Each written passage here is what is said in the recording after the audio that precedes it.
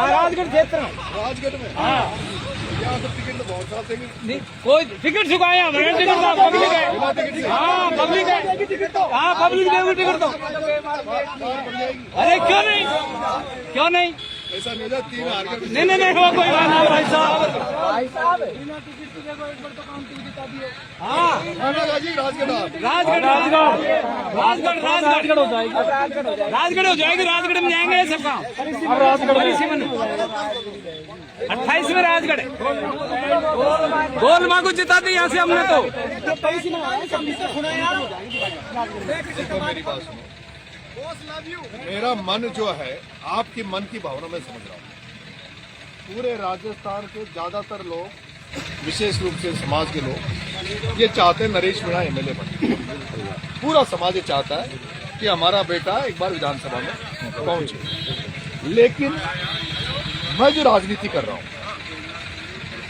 आपको लगता है कि उम्र कम है, सब कुछ है, लेकिन मैं राजनीति एक विचार और सोच के साथ कर रहा हूं। मेरा विधानसभा में पहुंचना मेरा मकसद नहीं है।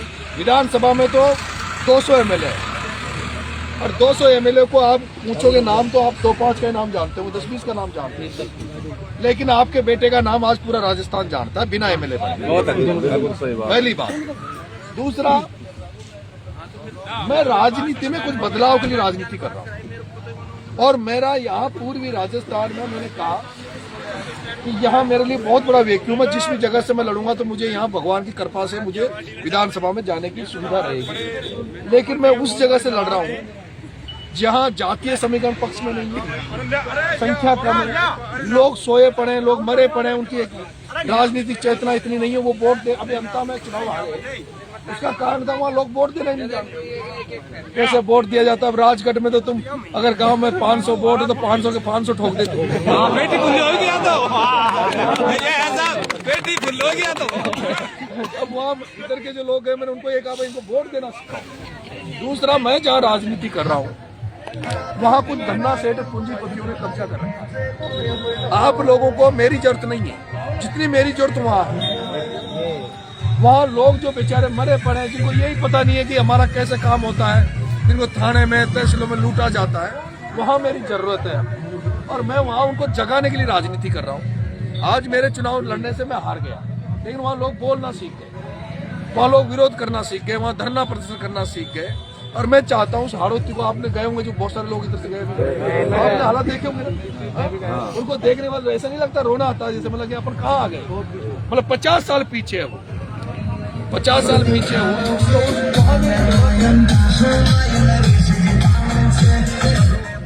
आप लोग तो मेरी जो मैं वहाँ काम कर रहा हूँ, क्योंकि वो भी हमारे भाई बंद है। अभी मैं मेहर हूँ गोद से, और हम एक जमाने में हमारे पूर्वज टोडा भीम के रायसना गांव से गए थे, तो उधर ज्यादातर लोग यहीं से गए, लेकिन शहर दूर पड़ गए, शिक्षा नहीं है, शिक्षा का अभाव है, राजनीतिक चेतना नहीं है, बहुत सारी कमियां हैं। वहां मैं उनको जागरूक करने का काम कर रहा हूं, उसमें आप सहयोग करना। और मैंने एक भगत सिंह सेना बनाई है, उस भगत सिंह सेना से सब लोग जुड़ना। ये जो भगत सिंह सेना जो मैंने बनाई है एक ऐसा सामाजिक संगठन है, क्योंकि अकेला काम करने का आदमी उतना नहीं कर पाता जितना एक संगठन बना के लोगों की मदद कर सकते हैं। मेरा इस सेना के मकसद से मन है कि जैसे बरसात के समय हम पेड़ पौधे लगाएं, पर्यावरण के लिए काम करें, ब्लड डोनेशन के कैंप लगाएं, हम उस पिछड़े हुए एरिया में बच्चों की शिक्षा के लिए काम करें, कोचिंगें खोलें। तो जब संगठन बन जाएगा उसमें बहुत सारे लोग जुड़ जाएंगे, तो काम करने में एक सुविधा रहेगी, आसानी रहेगी। और राजनीति में 2028 के चुनाव में मैं एमएलए बन जाऊंगा। अभी मेरे को कांग्रेस टिकट दे देगी, ये पक्का मान लो, छपड़ा से दे देगी, देवलियाना से दे देगी, लेकिन मेरे साथ वाले मेरे जूनियर 3-3 बार एमएलए बन के जाएंगे, ठीक है। और मैं एमएलए बन के भी चला जाऊंगा तो 15-20 साल कांग्रेस में झंडा उठाता रहूंगा, तब भी मेरा जो मुझे चाहिए वो नहीं मिलेगा। पहली बार एमएलए जाऊंगा, पीछे बिठा देंगे विधानसभा में, और मेरे से जो जूनियर है जिनको कोई नहीं पूछ रहा, जिनको कोई नहीं जान रहा, वो आगे बैठेंगे। दूसरा, मेरी लड़ाई एक बात की है कि मैं जैसे वहाँ धन्ना सेठों से लड़ रहा हूँ, वो धन्ना सेठों में इस भंवर साहब में कोई अंतर नहीं है। उन धन्ना सेठों में जो भंवर जितेंद्र सिंह जी आपके अलवर में बैठे हैं, इनमें कोई अंतर नहीं है। भंवर जितेंद्र के कितने वोट हैं भाई, बताओ आप? मेंबर को बना है ना। अब भंवर जितेंद्र के वोट भी नहीं है ना।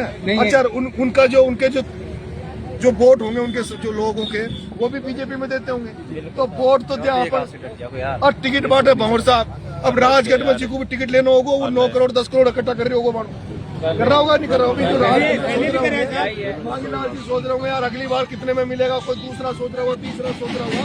जो भी तैयारी कर रहा होगा टिकट की, वो टिकट के लिए पैसे का बैग इकट्ठा कर रहा होगा, फिर जाएगा गढ़ पे चलेंगे महाराजा साहब के पास, और महाराजा साहब भंवर साहब 9 करोड़ 10 करोड़ में देगा।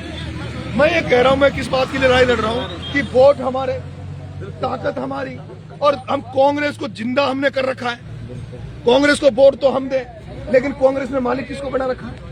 कांग्रेस में हम हरी ग्वाल की तरह काम कर रहे हैं, नौकरों की तरह काम कर रहे हैं। मैंने पहले भी कहा, चुनाव के पहले भी मैंने 3 बार टिकट मांगा, तीनों बार मुझे टिकट नहीं दिया। मैंने कहा कि भाई हमें पार्टनरशिप चाहिए, हमें क्या चाहिए, हमें शेयरिंग चाहिए। अगर कांग्रेस को हम इतना % वोट दे रहे हैं तो कांग्रेस भी हमें उतना % सम्मान दे, मान दे। कांग्रेस का मंच सस्ता है, आपने देखा होगा। प्रियंका गांधी, राहुल गांधी राजस्थान में आते हैं, उस मंच पे अपने लोग दिखते हैं क्या आप? यहाँ भंवर साहब टिकट बांट रहे हैं।